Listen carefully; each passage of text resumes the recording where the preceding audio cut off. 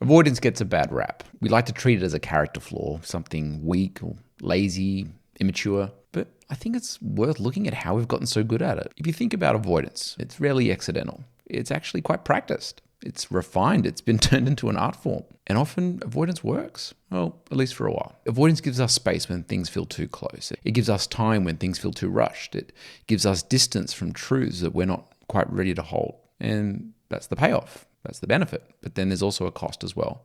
And it's not small. Avoidance just doesn't block what we're scared of. It also blocks what we long for. It dulls the pain, sure, but it also flattens the joy. It shields us from shame, but it also cuts us off from intimacy. It lets us control the story, but only by staying outside of it. The longer we avoid, the easier it is to forget that we're even avoiding at all. We tell ourselves that we're protecting others from our mess, but really we're protecting ourselves from being seen. And in doing so, we don't just hide our pain, we hide our brilliance. We hide the very parts of us that are most worth being seen. I've been thinking about this paradox a lot. The paradox of wanting to reach people who've made themselves unreachable. Not because they don't want love, but because they've trained themselves to survive without it. And it makes me wonder, what if the real ache underneath everything isn't loneliness? What if it's the pain of being unfelt even by ourselves? And what if the way back isn't more connection or more talking or more reaching, but actually more radical self-honesty? More moments of choosing to stay, choosing to tell the truth, choosing to feel even when it's terrifying. Maybe not all at once, but just a little more each time that it shows up for us, until we remember that we don't need to disappear in order to feel safe.